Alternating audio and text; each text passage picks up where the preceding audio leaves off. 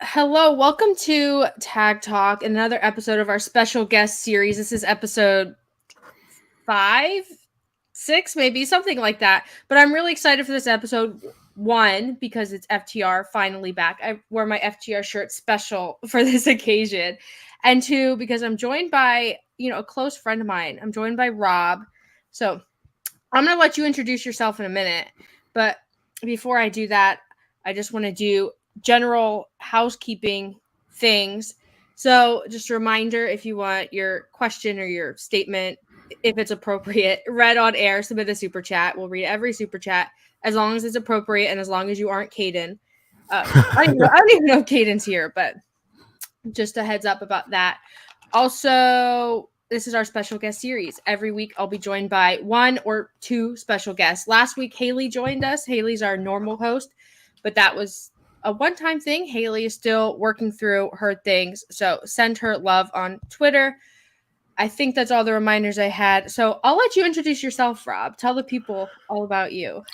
Hello, my name is Rob Wilkins. I co-host a show on Fridays right here on Fightful Overbook called Coexisting with Rob and Maggie, and then I'm on Fightful.com quite a bit. I do some things here and there for Fightful.com. One of the writers, not full time like Jeremy Lambert. I don't do the masterful headlines that you see, but I do quite a bit there. I do a lot of the social media stuff, and I do some. I just kind of do whatever they need. So I'm just around. I do the pre-shows on Fightful Select. I do some retro reviews here and there. So I just have a lot of fun. So I'm just the utility player for Fightful. I just do whatever they need me to do. And you do it well. Like you work very hard. I got to give you your props for that. Well, I appreciate that. I just love being a part of the team, as I call it. So it's great. So just being here for a few years now, starting with social media and just doing other things, right, getting myself like from going to live coverage and to doing watch alongs and little things like that. It's fun. So just being somebody they trust to go to for things like that, it's a big deal for me. So I love doing this and being able to do a show with Maggie, one of my favorite people in the world, one of my closest friends, and She's the best.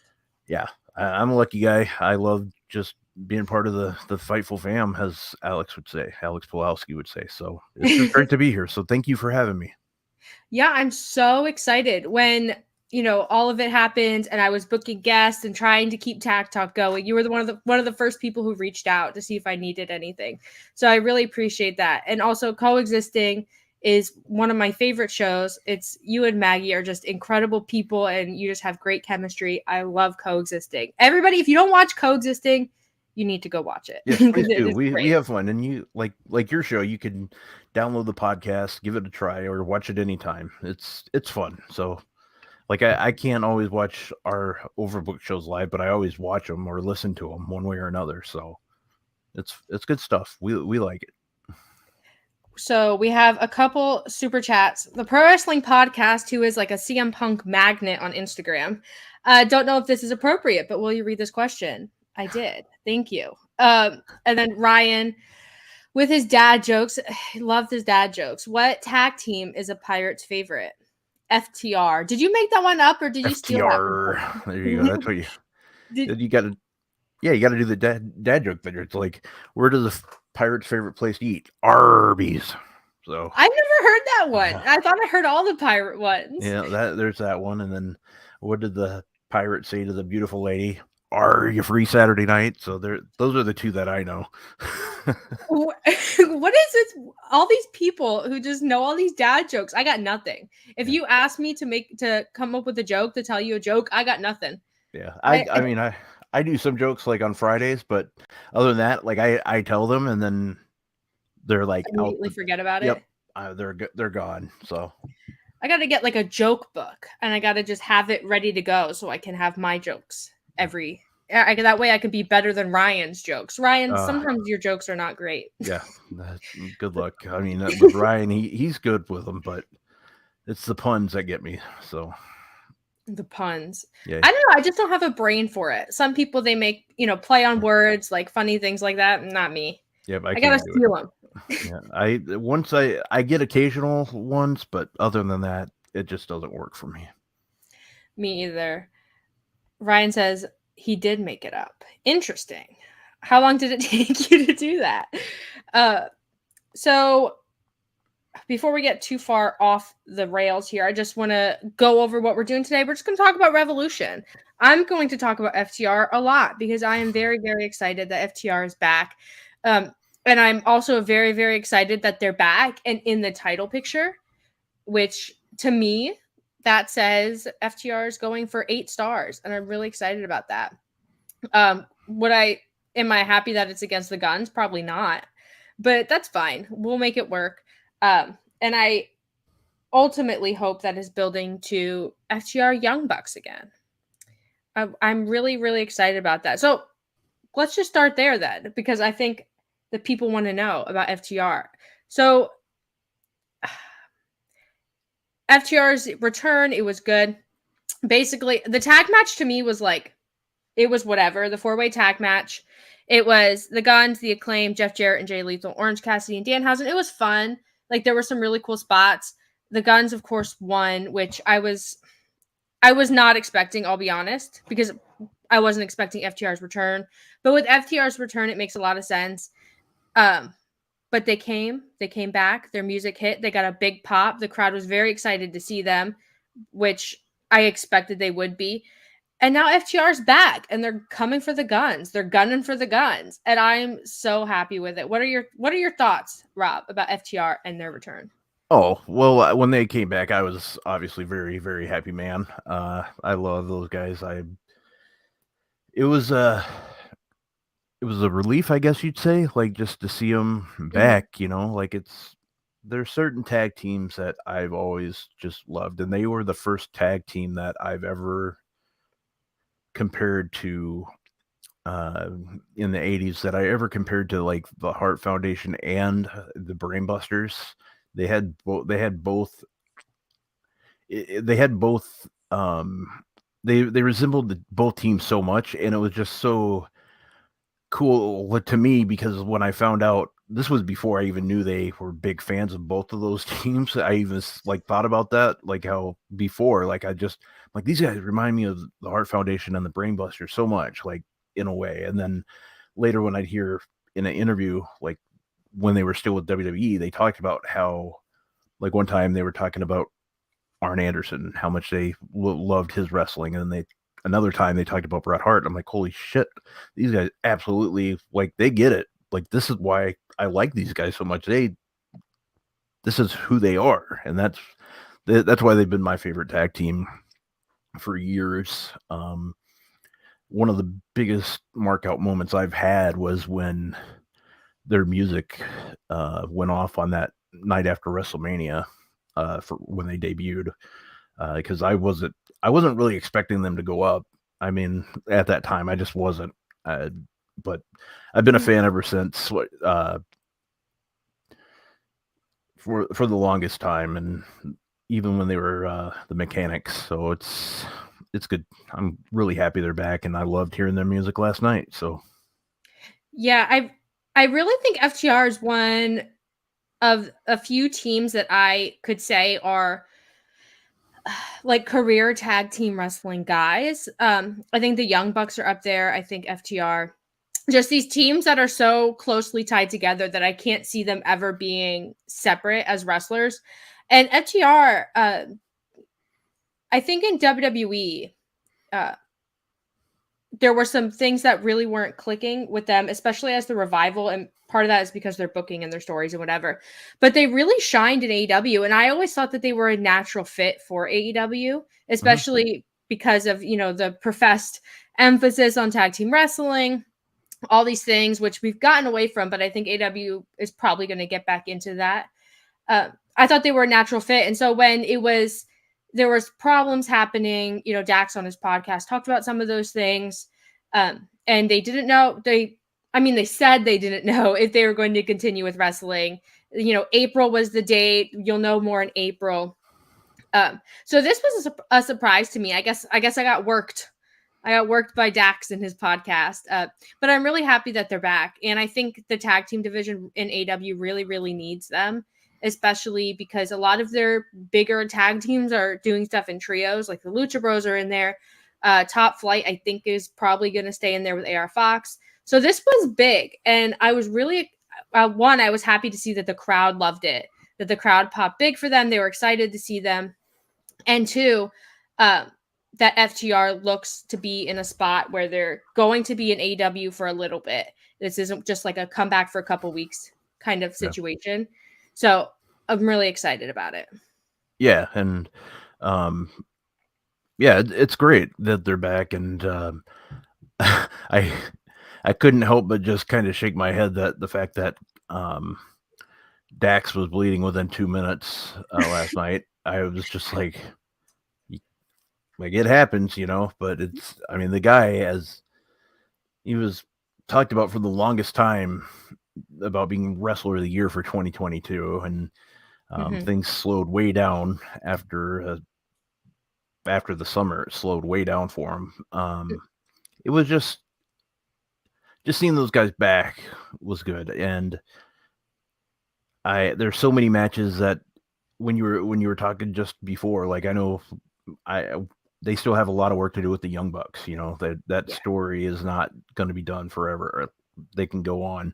I still want to see them do some work with the Lucha brothers, because I think they could.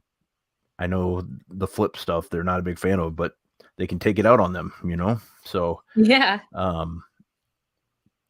So there's a lot, and they're going to go right into a feud with the Guns, and then who knows, they could go right in with the Acclaimed. I'm guessing the Acclaimed's probably going to be right there for them.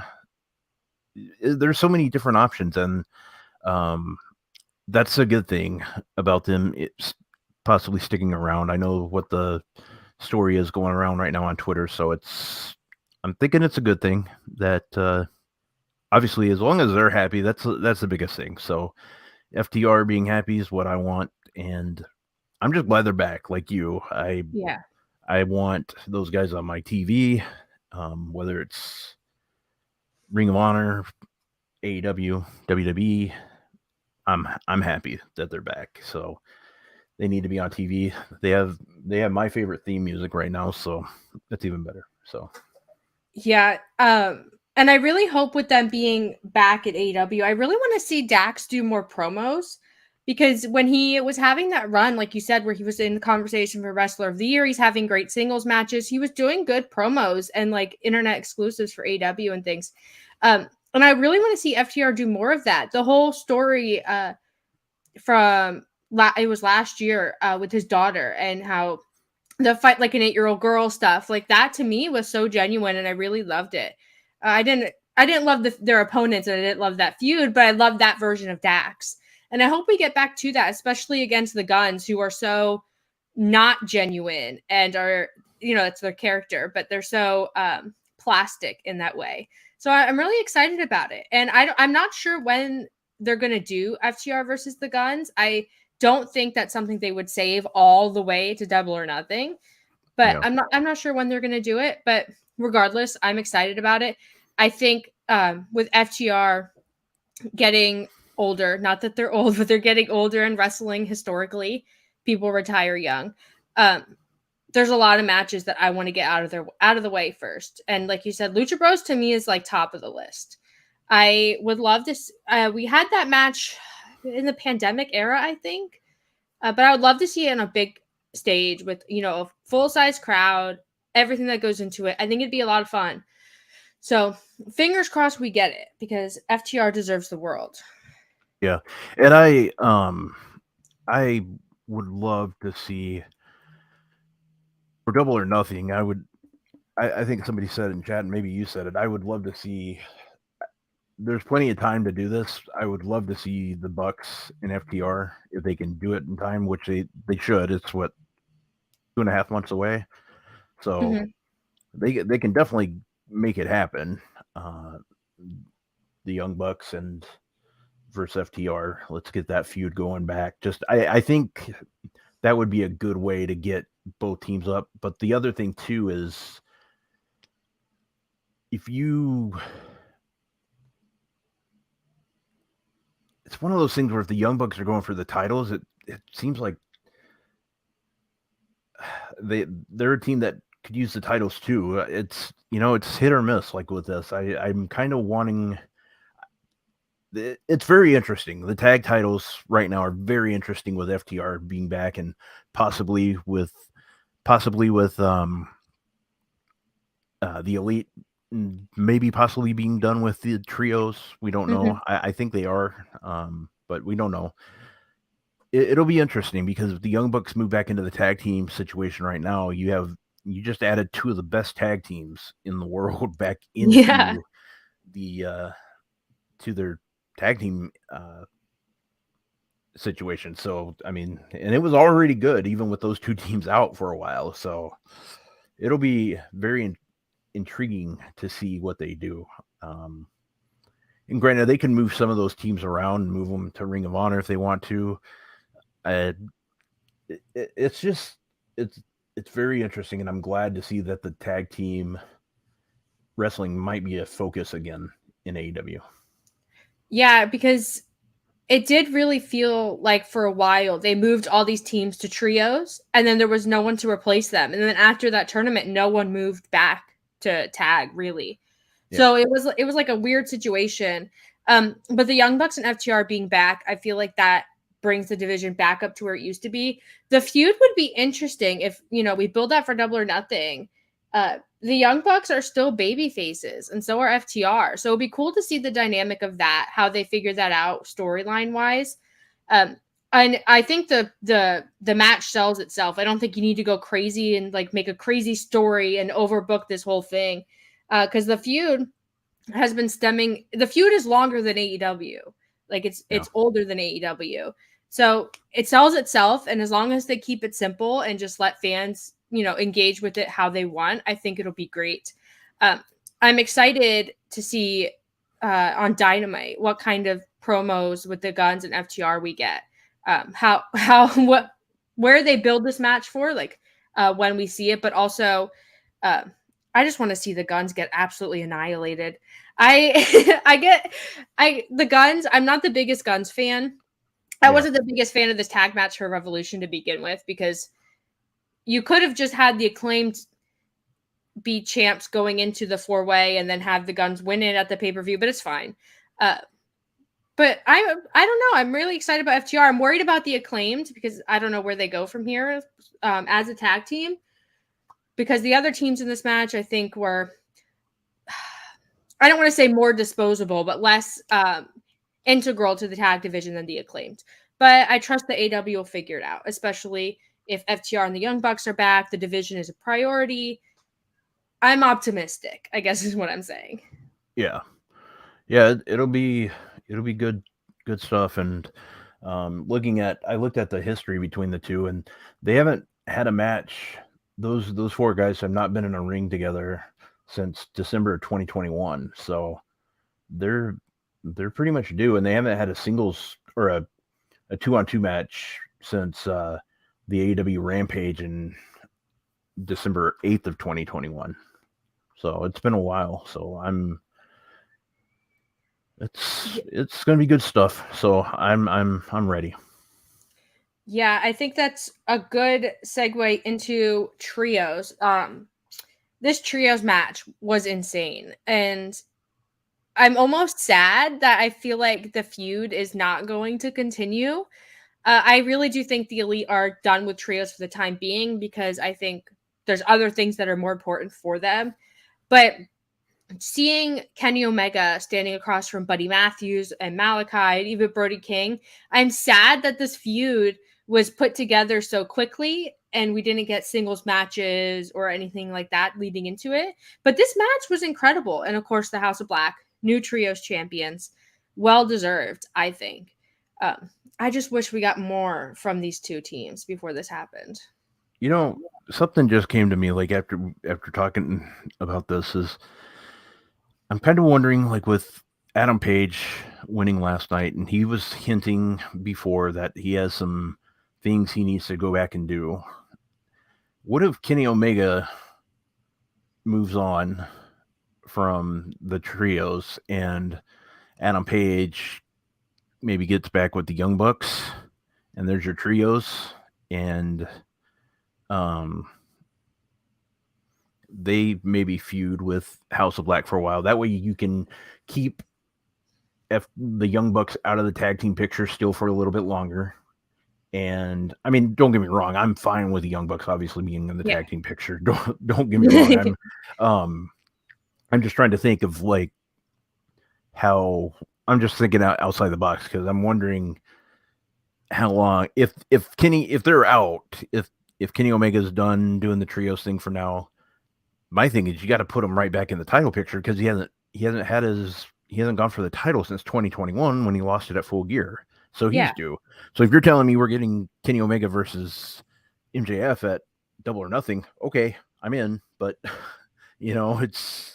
I'm just curious to see, because I'm liking how things are maybe tying together, so we could see what could be going on. That was just my theory there. With if you're tying like Adam Page, maybe he's talking about Kenny Omega, talking to him about, and the Young Bucks. Maybe it's both.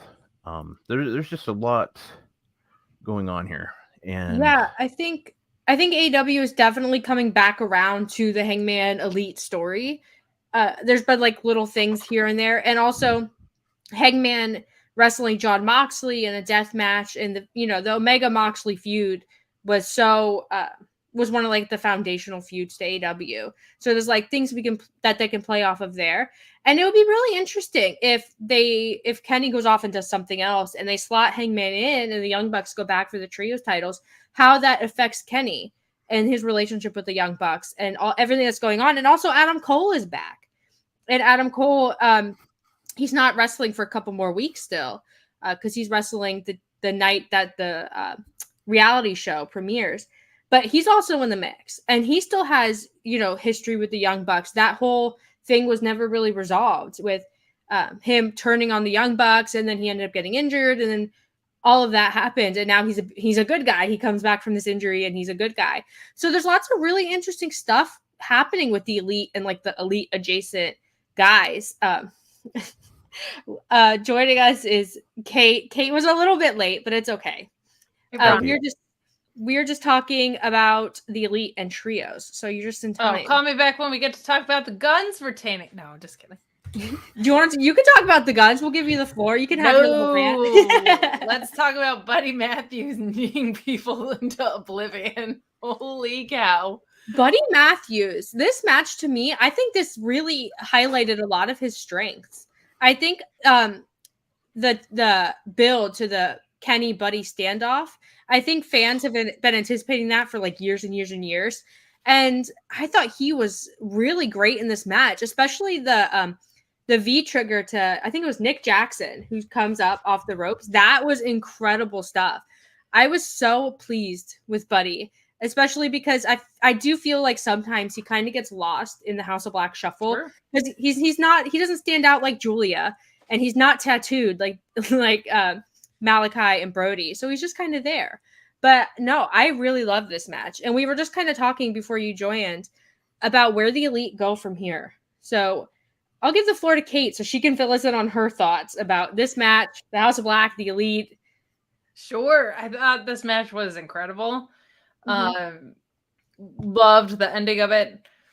You're right about Bud Matthews. I always think about when he was released from WWE, he did an interview with Sean, and he was just so heartbroken and thought that nobody was going to care. And he's so good. Like, he's so good. And you're right, he can get lost in the shuffle, I think, because, Malachi's the leader, the mouthpiece, an incredible wrestler on his own, and Brody has such a different and intimidating presence. He's the heavy. He's this huge guy who is not just big in size, but big in stature and presence and the way he shows up.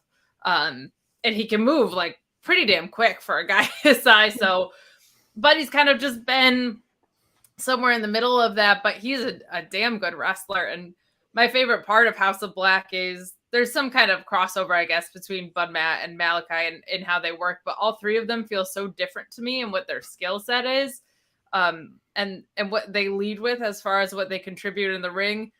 I think is really fun for a trios reign because I want to see them against other trios, but like you could also do a singles wrestler goes through these guys kind of thing. And I want to see that singles wrestler test themselves against all three of these guys because they're all so different. Like I thought we were headed there with Miro, thought we were headed there with Eddie Kingston for a minute. I think that got rerouted because they're champs now, which is awesome. But when all three of them have something so different to offer when they get in the ring, it makes for a really, really interesting combination. Fantastic match. Absolutely fantastic match. What's next for the Elite is an interesting question because there's a lot of ways they can go, right? Like Hangman just finished up his story.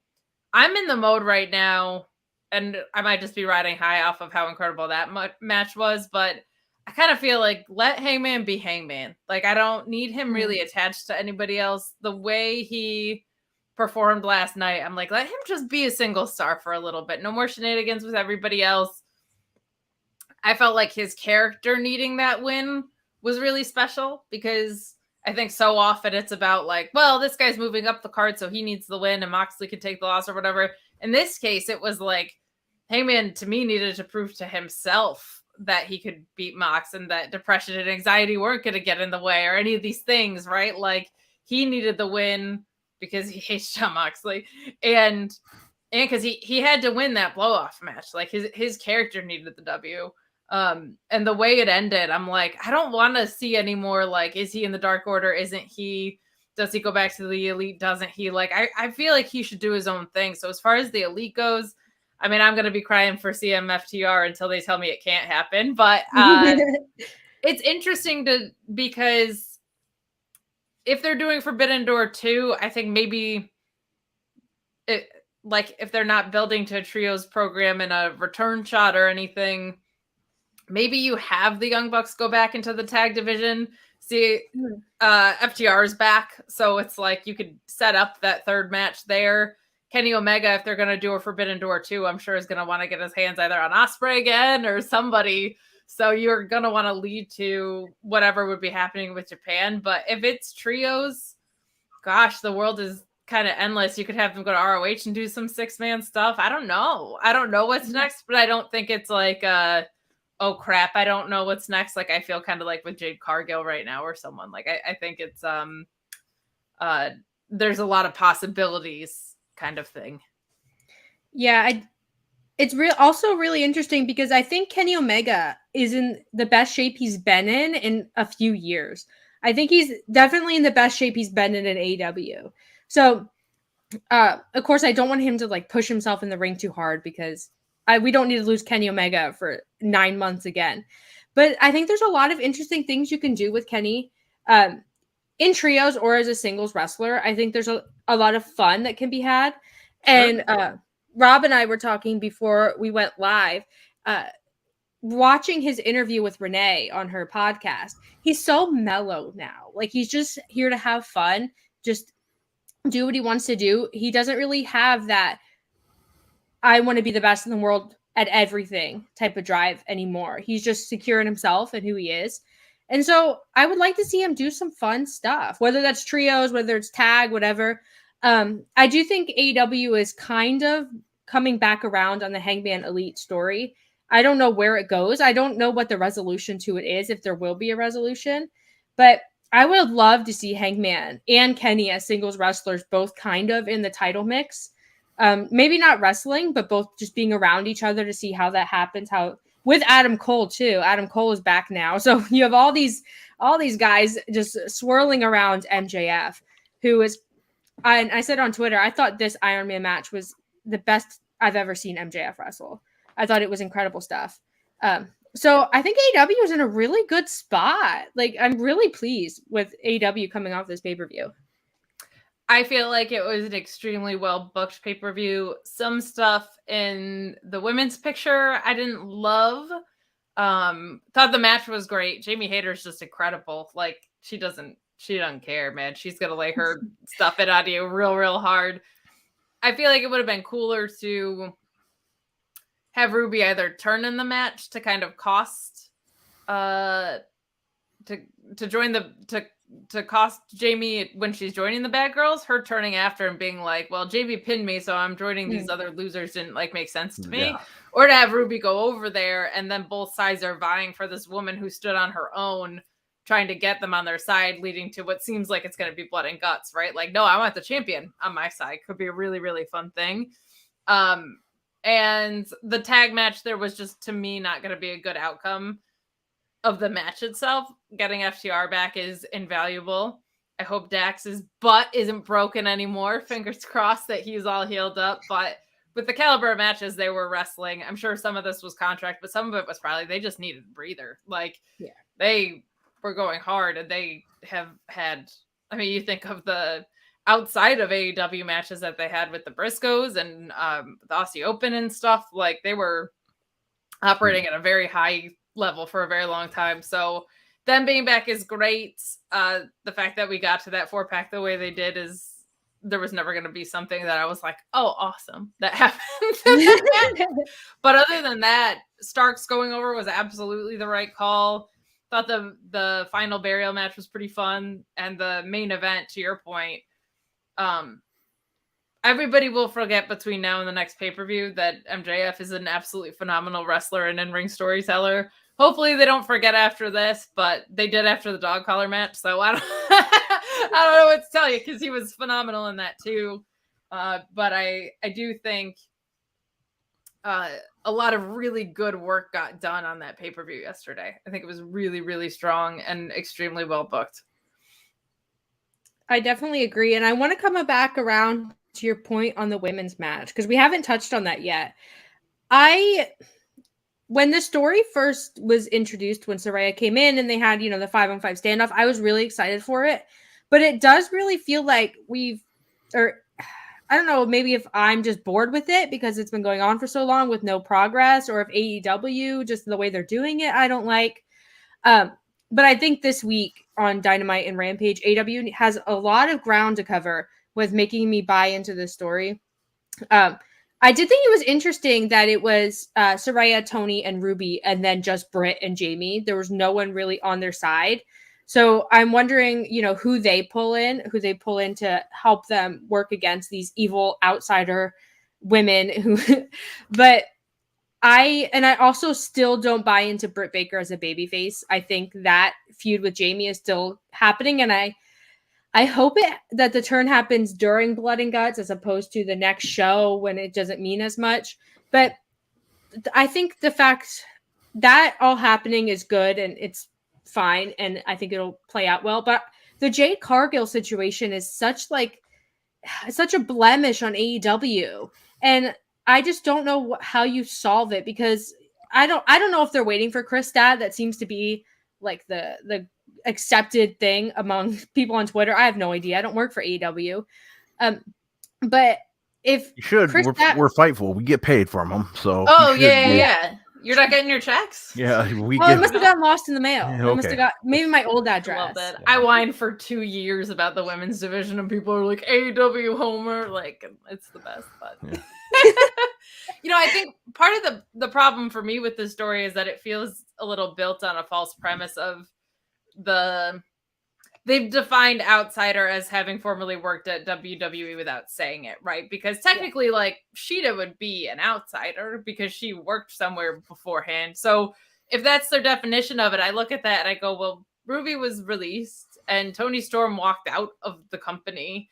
And, it doesn't feel like they had an attachment to the thing that they're kind of defending. It was like Tony Storm was like, Tony Two-Packs, I'm out of here. Like, she could have been more happy to get out of there if she tried. Like, she walked out on a company she was contracted to. So for me, that's part of it, is it's like, well, the common thread that they have together is a little bit loosely held in that regard. And I try to measure beats against, like, where we were this time last year with where we are now in the division. I agree that the execution has not been great. There's so much forward momentum with the fact that we're getting a women's blood and guts match, essentially, and we're seeing so many more women on television. that I feel like there's a lot of progress. So I really want to buy into it, but it is trickier when the execution hasn't been super clean. Very much still looking forward to eventually getting that. And I agree with you on the Britt Baker stuff. I like the work she's doing, but it does feel like I'm just waiting for you to turn on Jamie Hayter. Alex Pulowski on our select show, of course, because he's just one of the best booking minds that you could possibly be accessing for $5 as a bargain. To co-host with him is like incredible. But he had done this idea of like, okay, the numbers are uneven. Britt and Jamie should try and go get Jade. She's homegrown. She's a champion. She's a star. That's what Jade I was just going to say. In it.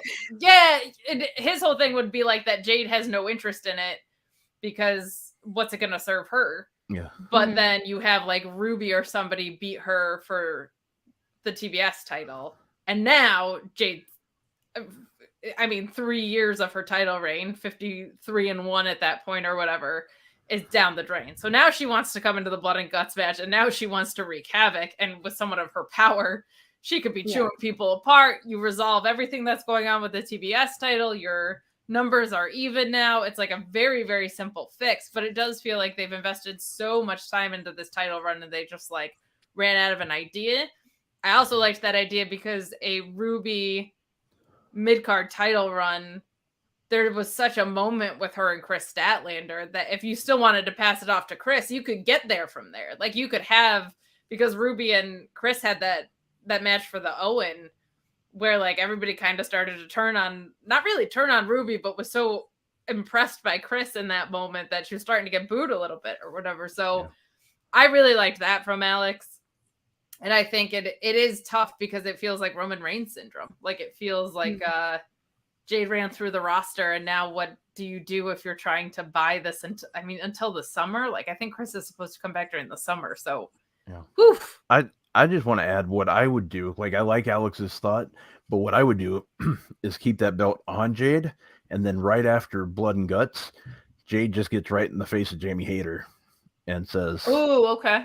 Like, let's go. That way it's title versus title, and you get that belt on Jade, and then they can do a tournament for the TBS title. She relinquishes it or something. That's what I would do.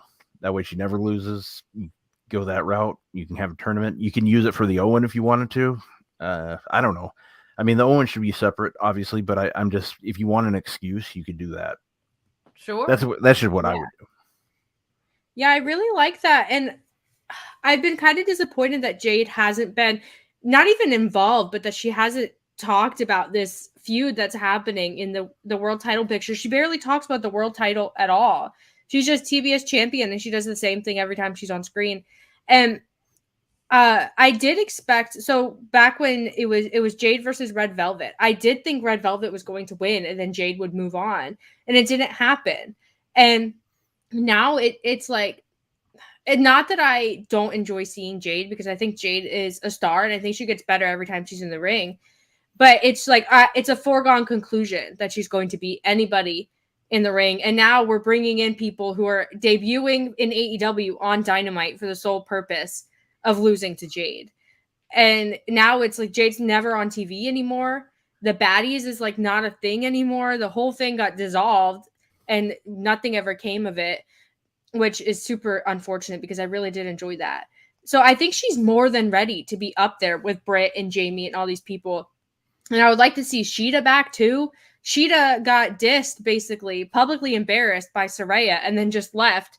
Like there was the kendo stick thing, and then she's gone. So there's like so many loose ends in the women's division to tie up. And I think that's why the story itself, the outsider versus homegrown talent thing, hasn't been hitting probably as well as it should, because there's so many like what ifs and like, oh, but what about this person? What about that? So if AEW can like connect all the dots and make everything make sense, whether that's bringing Jade into the story or not, I think that will get the story back on track and back to when we were all talking about the women's division, how good it was. And like, this is finally the moment. This is finally the moment where the women matter. So there's a lot of ground to cover, but I think the pieces are there. And I do like the Jade idea of bringing Jade in. I think it could be very fun. I think Shida, last I remember, she had an injury and was back in Japan. So I would love to see her on the homegrown side, especially. But I think it was a finger injury or something, so that's no fun. But there's also X Factors, right? Of Layla Hirsch and Thunder Rosa and some people that could be hiding in the wing. So I'm intrigued to see where this goes. But I get why you're having trouble buying into it. Like I mentioned that the premise was false. I think the spray painting an L on people is a little bit corny, other than RJ City, who deserved it. That was really fun. That was great. That was fun. I liked the pre-show, by the way. I don't know if you guys talked about it at all, but I did. I liked it. Yeah, I enjoyed it actually. Yeah, the format I thought was really fun. I feel like they should have had a second women's match on it, but yeah, I thought it was gangbusters having RJ City and Renee kind of like live and felt like a red carpet, but also wrestling match. It was really, fun. And I really liked the pre-show because it felt like something completely different from the pay-per-view, and I wasn't getting fatigued before the pay-per-view even started. Like, we had the one match, but it's not like I'm watching a bunch of matches to lead into a pay-per-view that's going to be hours long where I watch a bunch more matches. It was like a nice way to pace it. And anytime I can get Renee on screen is a plus to me. She is incredible. And you had nobody yelling "rubber ducky quack quack" or whatever the hell they say, so it was good. I don't know. I can never remember what he says, but yeah. So I believe it's a shucky ducky. Oh, whatever. Same. I knew it was something wrong, but I'd be like, rubber ducky's close enough. It is, and truly, rubber duckies do go quack quack. Like, I mean, I guess they squeak technically, but yeah, I don't know. You guys know, but one of the funniest things that ever happened to me on Twitter was someone called me a wannabe Renee Paquette, and I was like, yeah, of course. Duh. Why wouldn't you? Yeah. Who doesn't? I don't know if I could handle like watching my husband get stabbed in the forehead with a forks and like bricks and like all that kind of stuff. I don't know if I had the stomach for that, especially if I had a baby with that man. But my goodness. I loved the best thing about Twitter last night was how many brick experts we had. Oh, tons of brick. Just mason upon mason. Oh my God. I was like, Twitter. Jesus, people, come on. It did. I'll say this. I feel like, well, two things. One, I feel like they saw Swerve be like cinder block and they were like, oh, masonry's in play? Let's go. Let's build some buildings. Yeah. But for some reason, and I'm certainly not an expert, but the idea of the bricks being vertical versus horizontal just feels so much more like to me. Yes. Like, it's kind of like when I was saying yesterday, like when somebody hits you with a steel chair across the back versus when they stab you with the end of it. For some reason, it just makes me cringe so much more. Yep. And it's funny because you probably have more control over that. But when those bricks went vertical, I was like, Yep. Yep. Not a fan of it. I was nervous. Like, it was just like, ugh. I'm like, I even made a comment on the watch along last night. I'm like, there is no way in hell Renee's watching this match right now. Like, there's just no way in hell she could be watching this match. Oh, there's just going to be like a decade of Jon Moxley's career that their kid can't watch until that kid's in college. But I hated it, and so I loved it. Like, I can't remember the last time a match made me feel so viscerally uncomfortable. And the thing that was important to me was that the storytelling was still there. Like, there were some moments that made you squeamish, but these two hated each other and beat the crap out of each other. And the ending sequence was so poetic with the buckshot lariat, the lariat that came in hard, which is what Hangman, of course, got injured on. And then the Hangman hanging Moxley to the point where he had to tap out. And Mox not looking weak and tapping out because it was like, well, you're going to die or tap out. And he kind of actually even tested it. If you see, he like gasps for air and then taps. I'm like, can I get no? It's either I die or I tap. Yeah. So it was so hard to watch, and I think it's so important that if wrestlers want to do something in wrestling that's never been done before, and they're both agreeing to the concept, you got to let them do it. This was a Texas death match. I don't know what people were expecting, but this was this was some of the most uncomfortable and well executed wrestling that you could watch. But when you watch it, you have to watch it like this because it was just like there was a point with the barbed wire that I thought Hangman, I really thought he got sliced like really bad. It just because there was a line, like I just was like, holy crap. I was just like really nervous. It turned out it was just a line of blood, but it was just the way it looked. I was like, if that's what I think it is, they're gonna have to stop this match immediately. Yeah. Like just it was just a fork. No, I don't yeah, it just was like God. But no, so no, I loved this match. I'm not someone who gets super squeamish with blood, so maybe that's why I loved it. But the fork spot, he has him in a triangle choke, and he starts stabbing him, and you could see the blood splattering. That got me. I that was a lot, but I enjoyed it, and I fully did it get you, or did it get you like gasoline wielding bloody Eddie Kingston gets me? You know what I mean? Was it like a? I miss Eddie Kingston. I wish he was here, but that's fine. He quit AEW. Yeah, but he works for now the other part of the company. That's fine. It's totally different. He says so. It's okay. 1099, baby.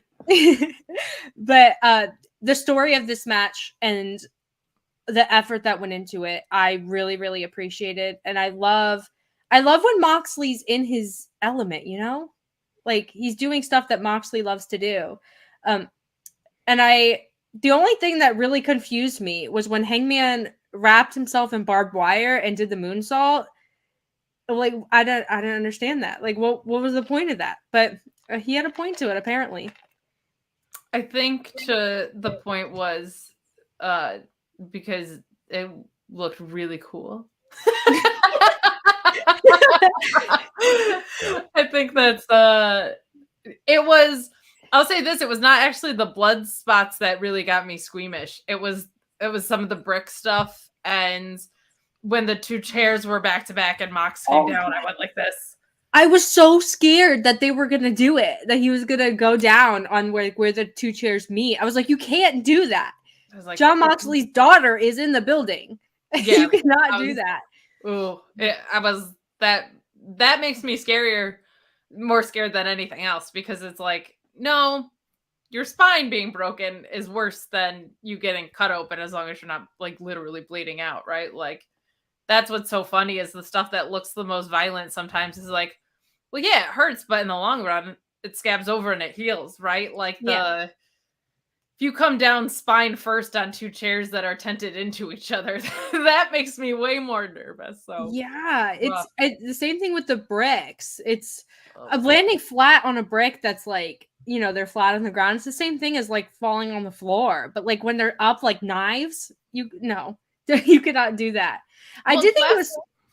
Sorry, go ahead. I was just gonna say, Pulowski pointed out too, there was a spot where Hangman just had the brick in his hand and ran at him, and he was like, that's probably the most brutal thing they did with the brick in the match, and that's insane though. Like he's just coming at him full steam ahead with a brick in his hand, ready to smash it into this guy's head. It's like, oh my god.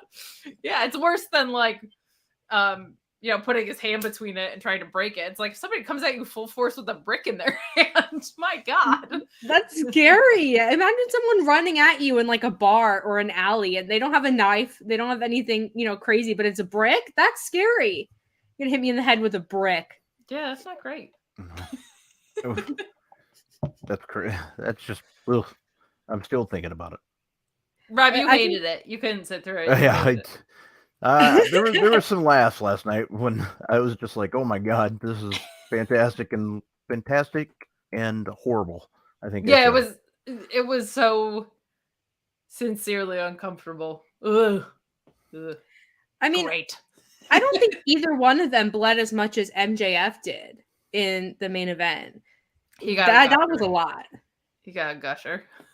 He did. He did. So deep that it was like, you can get a ton of color, but if it's shallow, it'll stop. And you can even in WWE, they'll glue you shut in the corner and take the camera off you. But they'll literally have someone with like that like skin glue stuff. Yeah, they'll tape you up, and then suddenly you're back to PG rating. When you get one like MJF did, when it's just like a divot in your head, there's way less that you can do about it. And those ones scare me more than anything that's like that, like surface level bright red or whatever, when it's just like, nope, just spurting. Dripping off your face. Oh, it was a I don't know if he intended to do it. I don't know, but that was a lot. But I think it added to the match. I think the Iron Man match was going to be good because it's MJF and Bryan Danielson, and it would take a lot for them to do a bad match. Like they would have to try to have a bad match. But I did like seeing MJF really like just beat himself up.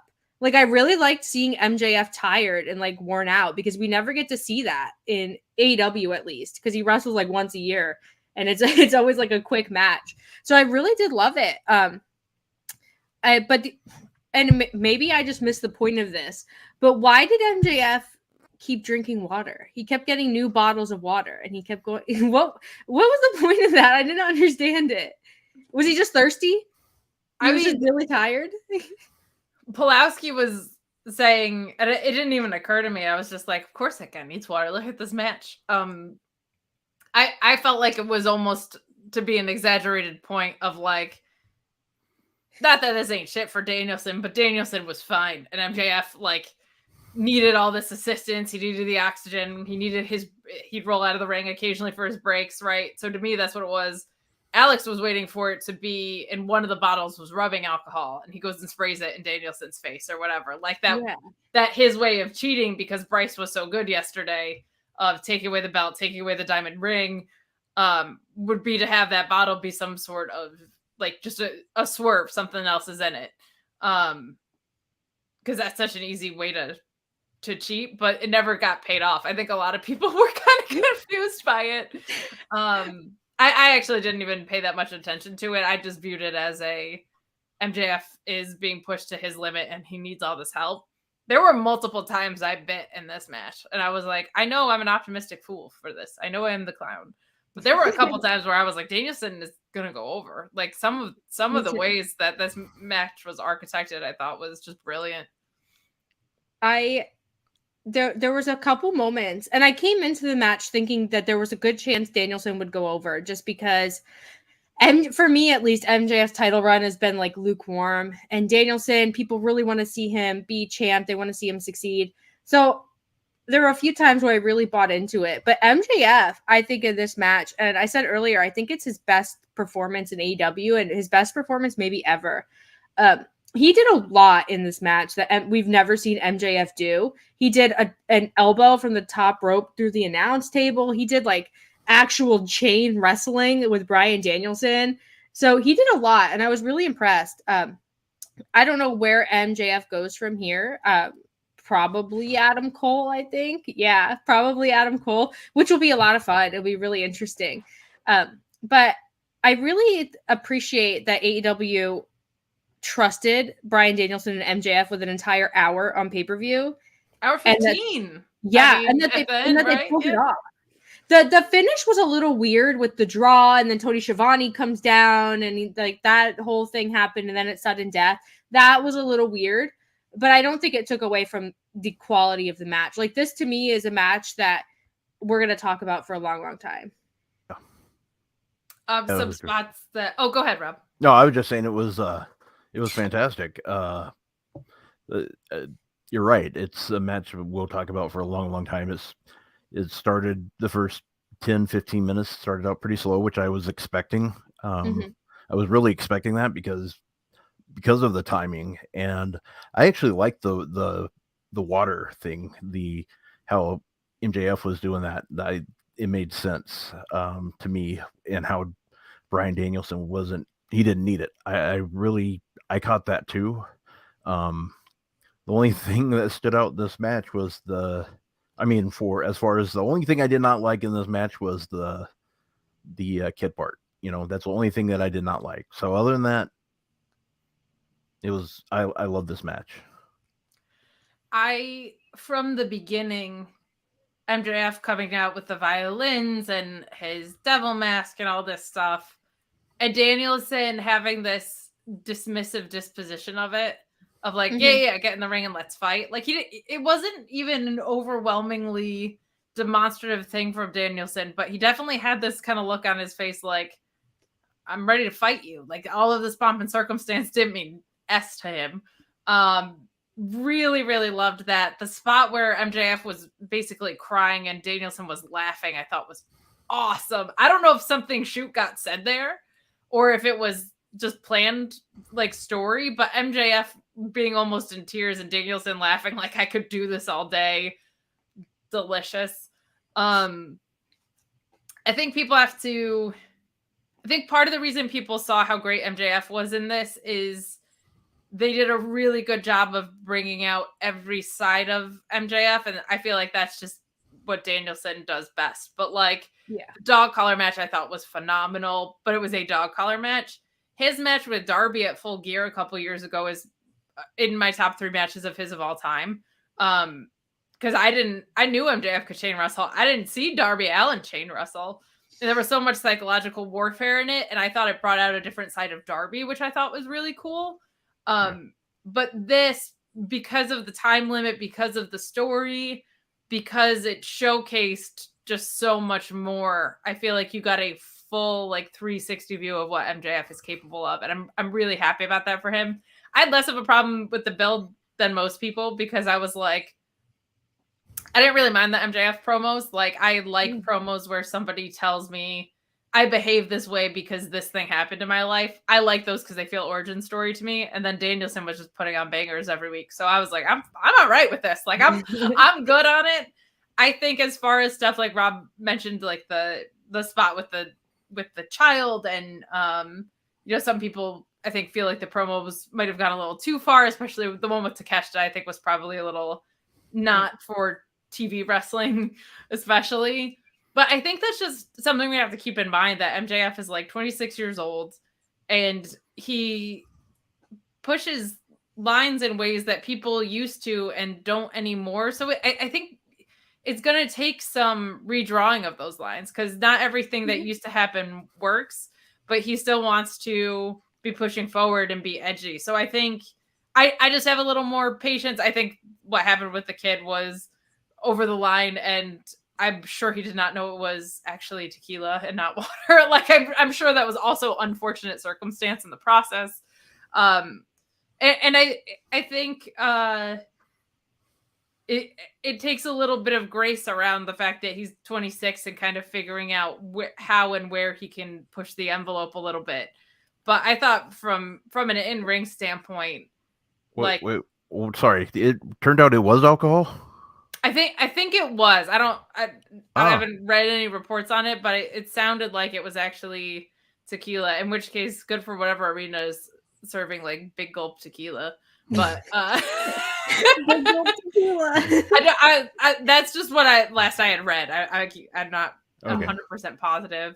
But it seemed like it would be, which would also, that's like a whole other situation, right? So, but I think there's also like, we have to have some grace around that too, of like, obviously most people would agree that Cornette is too far, right? But he wants to push the envelope. So where's the line, guys? Folks, where's the line? That's the cake t-shirt. Where's the line? Where's the line with Max? But I think it was a match that he needed. Because I think a lot more people feel like you guys do than I have this whole time. Mm-hmm. This version of him, you heard him in the match just like yelling at Danielson, and it almost seemed like he was yelling at his dad, obstinate. And I'm like, this guy is desperately searching for something. Like, love 5 stars from Meltzer. I don't know what it is, but like, that has been sprinkled in, and something clicked yesterday where I was like, holy crap, this guy is like. You used to have empathy for him because he was over when he got back, and now it's almost flipped of like, I have empathy for him because like that guy is not like an emotionally well human being, and then he'll do something dastardly and I'll hate him again, right? So I think that it was a match that I think solidified his reign, but I would say MJF on pay-per-view makes matches feel like pay-per-view matches. The Darby one at Full Gear, the CM Punk one, like all really good stuff. And the Takeshita match and stuff, great as well on television. But those next level story matches is perfectly in his wheelhouse. Yeah, I agree with everything you said. And I also just want to say this is the first time where I've really bought into MJF as world champion. I think the CM Punk stuff kind of got him off to like a stuttering start. I think there was clearly problems there, and that's not MJF's fault. But I love this MJF as opposed to the scarf and the women and the booze and all that. The fake MJF. I love this is like I guess it's real MJF. It's MJF just sort of being a psychopath. And I kind of love it. And I really did enjoy this match because of that. Danielson was great because Danielson's always great. And that's that. But I don't know. MJF to me really, really shined in this match. And there were people who were disappointed because CM Punk didn't show up. But I didn't think CM Punk was ever going to show up. But I almost feel bad for him because to a certain section of the AEW audience now, CM Punk has overshined him again. So I don't know if CM Punk is coming back to AEW, but if he does, I would love to see MJF CM Punk again, maybe in a cage or something fun. But I don't know where MJF goes as a character from here. I expect on Dynamite he'll come in, he'll have his scarf and his suit and his shoes and his his group of women, and he'll be back to annoying MJF. But these brief moments where he changes, I really did like it. And his entrance was so good. So good. And I feel like I find it more palpable to get that MJF when we get this one, because it's just those are all such blatant insecurity things. Yeah. And that feels very real to me, of like people don't necessarily going around calling everybody like names the way he does or whatever, but like they cover up insecurities that he clearly showed yesterday with that type of behavior. So for me, that's a way easier to kind of stomach when you have things like this that show that. And yeah, we've barely talked about Danielson, and I don't really like Iron Man matches, to be honest, but I like a Bryan Danielson Iron Man match. His with Hangman was unbelievable. This was unbelievable. If you can give me an Iron Man match where you have a clock in the corner and I'm not watching it, you're doing something right. Because that was art yesterday. And I loved the no catch your breath break stuff. That made it so much more interesting, of just like, you're right back on top of it. You're right back on top of it. I loved that they didn't have the like built-in breathers that they do in some of those formats, because it just made it feel like another layer of, my God, Bryan Danielson is just unbelievable. And I can't believe that we've barely talked about him. We're talking about MJF so much, and he's just, because what the hell do you say at this point, guys? Like, yeah. He's the best.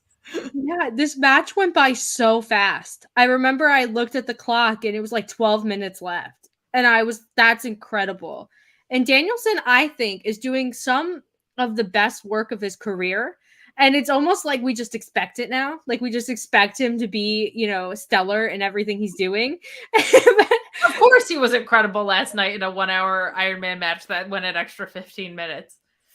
Like, he doesn't need our praise. Like, he knows he's good. But I think especially the last year or so. No, I mean in AEW he's been great, but it's like that Omega match from 2021. I feel like that really set the standard for Danielson, and I think this was an incredible performance from him as well. I love that he's not fully committed to the babyface shtick, that he's not afraid to be, brutal and gory and all the sort of things that you don't really expect from a babyface. I love that about him. I also love that he's doing creative things, like not just with the booking of the match, but like creative, like grappling stuff that, maybe we don't see a whole lot of in wrestling nowadays, and all these sort of things. Like, he's really, as much as he's, he's getting older, I feel like he's in his prime. Same with Omega. Like, I feel like maybe they had a retirement, or maybe they were out for 9 months, but it really does feel like they're both on the rise. Like, they're back in great shape, doing great things. And I'm excited about it. I really am. I said the other day, I feel like Danielson isn't his prime, but his prime has just been like for 2 decades. Like, it's just insane. And I also just wanted to, so I feel like I'm talking a lot, but I'm just so excited about this match. So sorry if I'm over talking, but the ending of this match, that transition into the label lock and him surviving it the first go around and eventually tapping, I thought was just perfect. Like just perfectly done. But you're right. I feel like the Jericho stuff really, that whole like Jericho Blackpool Combat Club mired mess, I feel like set some Danielson stuff back for me, but I've loved this version of him. I feel like Birdie should get to kick MJF in the nuts. That's my only thing. Only thing missing for me. Do you think it was kind of weird that they totally went away from the Bullet Club, the British or Blackpool Combat Club? Jeez. It could be any of those. No, yeah, it could be all three. But do you think it was weird that they went away from like Danielson being part of that, like during this, or do you think that was probably? I mean, I think it was the right call, but I also think it's maybe now we could see Danielson go back to it. Like this would be the time to do it because all of these guys are just now pissed. They've been losing, and like this would be the best time for them to do it. Like now, if I loved what we were getting out of heel Danielson. I would not be mad if because so much of what heel Danielson was doing was just like, hey, I'm the best ever at this. And you're kind of just like, well, I can't really argue. And I don't have a problem with the way that this went. I just wish there was more clarity around it with Regal exiting, like more justification for why they were operating in different ways. I'm not going to be mad about Eddie Kingston versus Claudio. ROH is my favorite program, and that's if you hold a grudge against someone for 2 decades, like A, relatable, and B, I want to see it. Yeah. And those are 2 of my favorite wrestlers. Wheeler being heel, I think he needs because I think he's almost too naturally a baby face or something, like almost too like, well, of course that guy's a face. like him, he kind of needs that extra edge. So for me, that works. I would not be mad if Danielson went heel after this at all. I think it was the right call for this match because when MJF won, I think there was kind of some danger of him being a face because people were genuinely excited for him. And it's like, well, nobody wants to see Bryan Danielson lose the world title and everybody wants to root for that guy. So I think this was right for the circumstances it was under, but I was loving heel Danielson in the beginning. So that's super fun. Yeah. And I do think the whole relationship between Danielson and the Blackpool Combat Club, especially since Regal left, it's been weird. Like he's there, but he's not there. It's like every time we see the Blackpool Combat Club, it's Moxley and Yuta and Claudio. So it's been a little weird. But like I do agree. Yuta reminds me of like a Boy Scout. Like and it's the haircut and it's like the way he walks and he's just like a teacher's pet. Like he's just annoyingly good. So I think him being a heel would be a lot of fun. And I would love to see Danielson and Moxley maybe run something back in a feud. Like, I don't know how you would work that, but I always thought that their feud was really good. And I really liked their match they had when Regal came in. And I would like to see that again. I think that they have great chemistry in the ring. And I think I wouldn't do a death match with Danielson, but maybe like a long singles match that's like sort of brutal and violent would be a lot of fun. And I think Danielson is in the right spot coming out of this Iron Man match and wrestling every week where I think fans would really, really like it. I don't know. I get to do something with them. Have we just accepted that Jon Moxley views this as vacation and he's not going anywhere? Like just we as a society have accepted that for him vacation is like putting someone's hand between 2 bricks and stomping on it. Well, is that somebody made it sound like, well, maybe he did go on his vacation because there was a period of time where like there was, I think 3 weeks where he was like basically his concussion, right? Yeah. They basically made it sound like maybe that's when he took his time. So who knows? But his wife's there. I'm like, yeah, maybe that's why maybe that's why he was like taking a moment. Or Renee was like, "You go home and watch the kid. I'm going to work." Yeah. But Kiley, you're 100% right, and that was one of the most interesting things I feel like they've done in AEW was that storyline of like, do they hate each other? Do they hate each other but respect each other? Or are they going to be on the same side? The way that match got set up on Rampage with Danielson like coming through not the crowd, but like under the tunnel and his white t-shirt, like coming out to confront. I think that was coming out to confront Mox. Like that was such an awesomely like just hot story. The word Moxley is done. I mean, this Hangman story was amazing. His title stuff was great. Like it's just we talk about like the pillars of the company or whatever, but like a pillar of the company, Jon Moxley, like really grew into this past run. Jon Moxley, I feel like if you take his career in AEW as a whole and his catalog of matches, there's few people that I would say have been better. And he's been so important to AEW, whether he's champ or not champ. He's like so reliable and fans are so reliably into him that AEW really like hit a gold mine with Moxley. Like it really, the way that things worked out with him being able to leave WWE and debut shortly after and like all the hype that went into it, they really lucked out with that. Jon Moxley is just a gem, and he's a gem of a human being too. Yeah. I love that man. And I love Renee too, of course. I love them both. But I don't know. Blackpool Combat Club. Are they trios? Are they not trios? Are they tag team? Like, what are they doing? They need direction. And I think Danielson, like going back to it would be fun. I don't know. I just want to see Danielson versus Christian Cage. Like that's my secret like dream. Is it really?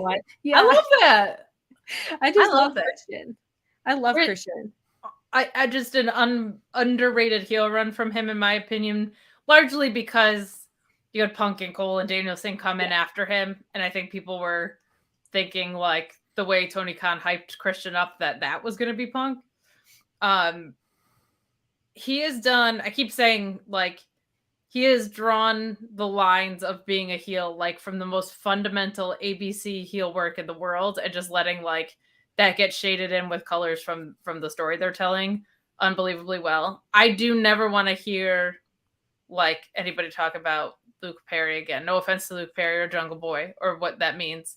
But, like, yeah, we talked about it a lot. That's like, yeah, I'm starting to feel the same way about the, like with Dusty Rhodes. Like I absolutely love Dusty Rhodes. Everybody's got daddy issues. Ryan Sullivan was saying that. But before. I like that's the thing. I always love Dusty Rhodes, but it's like, come on, how like and also yeah, it's what else about you, Cody, do or what else about you, Jungle Boy? Yeah. Just come on. Yeah, and it's almost like if you have either a famous dad or a dead dad. They're going to follow you around your entire career for whatever reason. It's like famous and dead, forget about it. Yeah. No, you're just... And it's like if everyone is mean to Jungle Boy because his dad, then it's like is it really an insult at that point?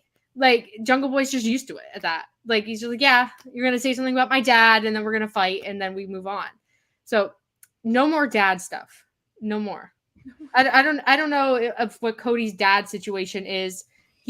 He's a dad, and so he talks about his daughter all the time and his wife, but then he also has a famous dad, and he has daddy issues. Cody Rhodes is the epitome of daddy issues. But Christian, I don't know what he does from here. I love him wrestling in a turtleneck, though. I hope that stays. I love Christian. For the fashion. I really like Christian, too, and I feel like part of why I got fatigued by all of the Luke Perry promos, and I also was kind of the mindset. I really liked the match we got, and I'm glad they blew off the story, but I was kind of like, we had a stipulation match for this same feud last pay-per-view cycle. Like, I know it was with Luchasaurus, but it was the same story, so I think I had gotten a little fatigued on it, but the match itself I thought was really good, and I'm glad it's resolved and they can move on to stuff. If I may ask you, Kiley, I'm going to ask some of the questions here. Okay. And I'm very curious about Rob's thoughts on this too, because I like his booking brain a lot. Jungle Boy wants a shot at some level of gold. I feel like Orange Cassidy drops to Miro, and Miro has another awesome reign, but with the All-Atlantic Championship. And I feel like Jungle Boy for his entire career in AEW should be like the one guy that's smaller that gets under Miro's skin. like maybe Jungle Boy takes it from Miro, and because he's just so quick and athletic and can do such interesting stuff in the ring, like it's just I feel like there's got to be one smaller guy that Miro just loses his mind that he can't smush like a bug on a windshield. And I feel like Jungle Boy being in that role of like, you can't catch me, man. Like it'd be such a fun idea. But where do you think Jungle Boy goes? What are you thinking about this TNT title? Unless you already talked about it, and I was no, we haven't talked about it. The TNT title picture is, I'm so confused by it because okay, so Wardlow's champ now, but then Hobbs, who's been built up, has a title shot in a few days. So it's like the TNT title picture is so weird to me. I don't know what they're doing. I don't know where they're going. So that's just like, that's in its own corner of AEW. Like that's not connected to anything else. I do love your idea with Jungle Boy and Miro though, because I think Jungle Boy really needs, coming out of the Christian thing, and I guess he's not reuniting with Luchasaurus. He really needs something that establishes who he is, because now he's Jungle Boy Jack Perry. He's not even just Jungle Boy anymore. And he wears a leather jacket now. And he's like, cool. He's a man. He's a man. He's Jungle Man. Jungle Man. So he needs to really establish himself and who he is. And I think a feud with Miro or anyone, like even for the TNT title, you know, Wardlow or Hobbs, either one of them, I think like there's a lot of room for him to really do that, because I think Darby has been secure in his spot and like his character and who he is and what he does. MJF is world champion. Sammy is doing Sammy Guevara stuff in the Jericho world. We don't even want to talk about that.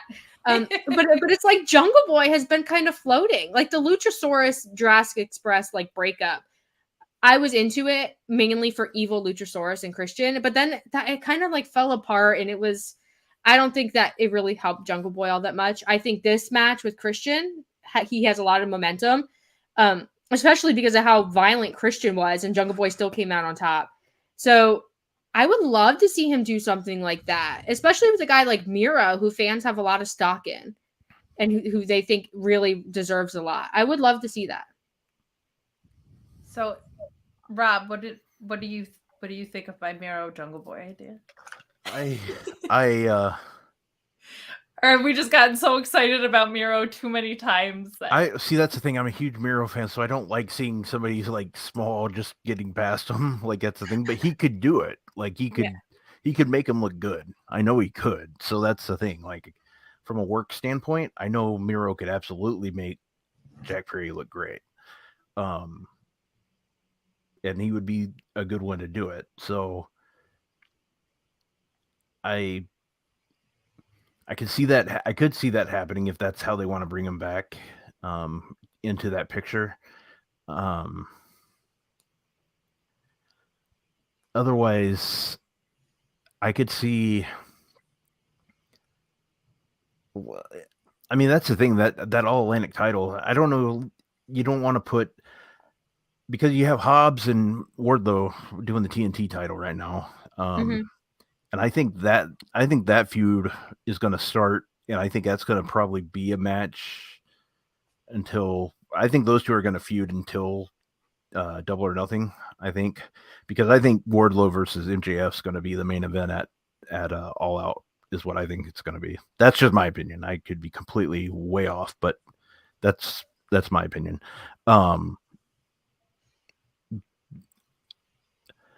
I like your idea. I don't know if it'll be Wardlow though. So, or not Wardlow, Miro. I don't know if it'd be Miro, but I do like the idea where Jack Perry gets past one person. I think I really liked this Orange Cassidy title reign. I think it might be time to wind it down, and I just feel like Miro coming back to destroy Orange Cassidy would be such a great heat spot.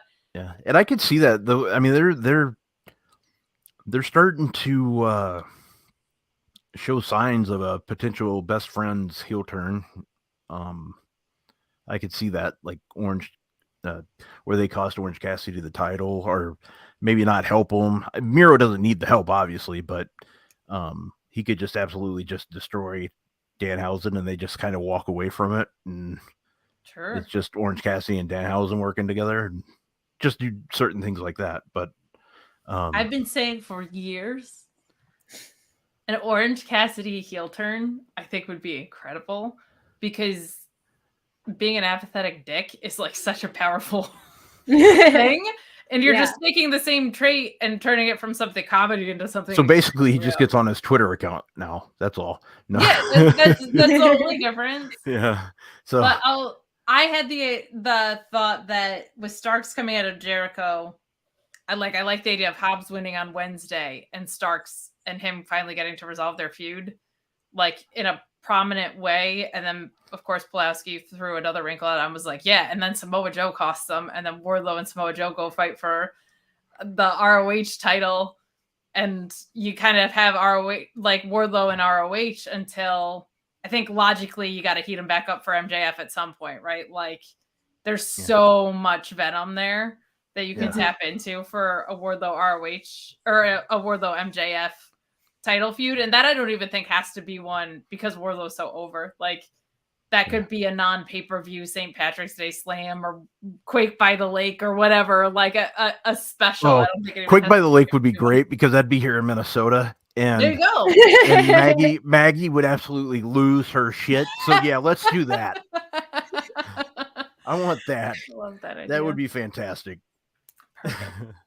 That's what I want. Let's go that route. I agree with Kate. Let's go. Because I don't know where you go. If Wardlow just beats Hobbs, that's fine. But I think where do you go with Wardlow if Hobbs wins? And why do you give Wardlow the title unless Samoa Joe is going to cost him? Which that could happen. But I can't keep up with these fantasy booking kids, man. Yeah. They're incredible.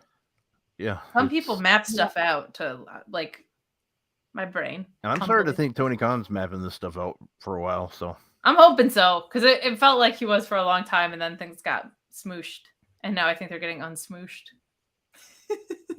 I love the smooshed. Things got smooshed. Smoosh. Like Roosh, but smooshed. Yeah. Oh, Roosh versus Jungle Boy. You could do that. That'd be fun. That'd be gangbusters. I'm wondering. I'm very intrigued to see two things. Okay. Who are your trios and who are your tag teams? And who is, and I don't think we get this answer until after Supercard, who is your ROH roster and who is your AEW roster and who's floating, or how clear those lines are? Because I long felt that the Elite and Punk being out and ROH titles being on television was really tough for the AEW product. And as soon as those things got cleared, I feel like things got way better and more on track. But now there's kind of like these dangling participles of like, okay, you have trios titles, but like Top Flight and AR Fox are a trio, even though they don't have like a cool trio name, right? So like who's in what divisions and who is on ROH and who is in AEW? I'm very intrigued to see, because like I feel like the fact that Ethan Page is not on television is a crime, but like Ethan Page versus Eddie Kingston for the ROH title, or Ethan Page versus Claudio for the ROH title has my attention immediately, right? So I'm intrigued. I'm intrigued to see what shakes out.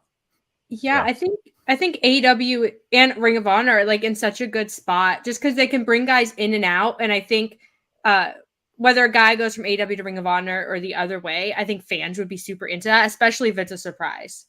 So I think if Tony Khan plays his cards right, this relationship with separate rosters but movement could be a lot of fun. I'm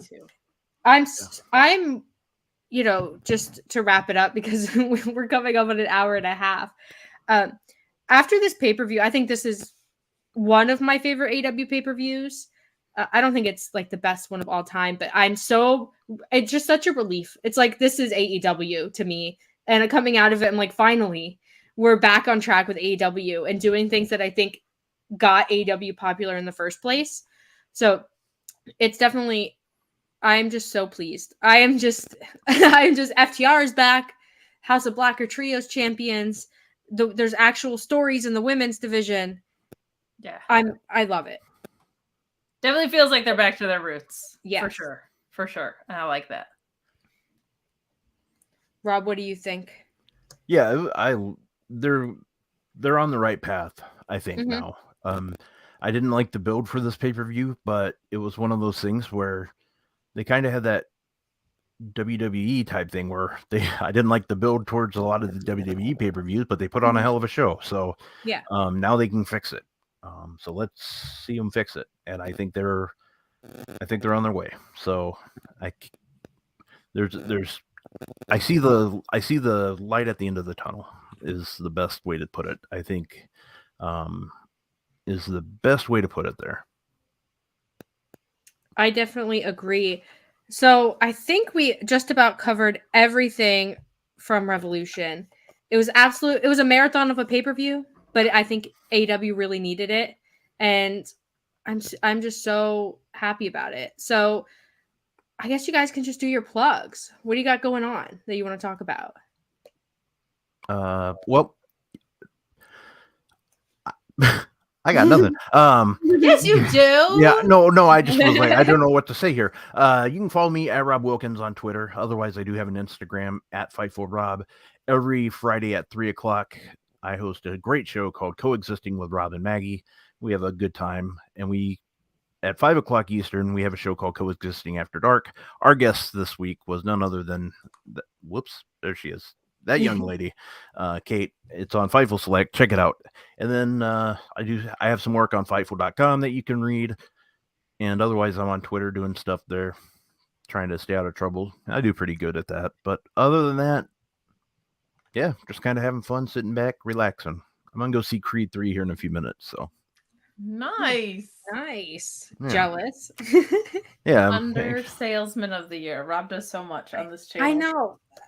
He does all the pre-shows for your pay-per-views if you want to check out the pre-shows. Oh yeah, I forgot about that. Like I do that, and Maggie even told me Friday, she's like, you got to promote the pre-show. I'm like, yeah, crap, I forget. I do that all the time. But also you like hosting the watch alongs now. You're doing so much, helping out with wrestling perspectives, which is super cool. I need like Excalibur lung capacity at this point for my plug, so I'm gonna do my best. But Mondays I'm doing this show today, but I'm also doing the Raw Fightful Select Sour Grabs post show Tuesdays. I'm doing Sour Grabs NXT post show on the main channels. Wednesday, talking all things All Elite at the Mark Order podcast. Thursdays now, I get to do the ROH post show, and we're doing a dual stream where we're going to review ROH in like an hour 10, and then just hand it over to Kresta and Joel. So it's going to be cool. We're going to have kind of like a passing of the baton, which will be really fun. Fridays, AEW Rampage and SmackDown post-show on Fightful and Excite Wrestling commentary. An absolute blast. The stream of which will be going up on March 25th. There's a punk ass who took the title, but you can listen to me bury him. And you can also listen to me say, folks, where's the lie? As Bobby Fish wrestled at that show as well. I just love the Bobby Fish thing. Kate and Rob do so much, and you guys should go, if you're not already, which I don't know why you wouldn't be, go watch everything they're doing, because these are two of my favorite people probably ever. Now I have the Fightful Overbooked plug. So this is Fightful Overbooked. Subscribe to Fightful Overbooked. I didn't mention the show I do with Joel on Overbooked. Oh my god. Yeah. It's canceled now. You're kicked out. Yeah, I don't know. Don't tell on me. No Joel call it in the ring on the channel that we're on. Oh no. I'm such a small human. That'll be our secret. No one tell Joel. That's a game I play already. Don't tell Joel. Yeah. Joel's pretty forgettable. Yeah. So sorry. I can't believe I forgot that. Fightful Overbooked. Plug the channel. This is Fightful Overbooked. Subscribe. There's so many good wrestling shows on Fightful Overbooked, but there's non-wrestling stuff too. There's a lot of great people here, like Joel, who will not find out that we forgot about him. Like this video. If you're watching it after we go live, welcome. Comment below. I still want to know all your thoughts about anything we talked about, anything about AEW Revolution. I'm still interested to hear what you have to say. Thank you so much for joining us. If you did join us live. Also, you can follow me on Twitter at Fuller_Kiley. It's right there. I post everything I'm doing there. And also some other stuff. I live tweet things. I do a lot of fun things. And this is Tag Talk. We're live every Monday at 3 p.m. This is our special guest series. I have a co-host, Haley, who is on a hiatus. So every week I'm having a special guest. This week I had Rob and Kate, of course. I have some fun guests coming up, and I had some fun guests in the past. So go check out those episodes. I think I checked all the boxes. Fightful Overbooked, me, Tag Talk. Yes, I did. Thank you guys so much for watching, and we'll see you guys next week. Peace. Bye.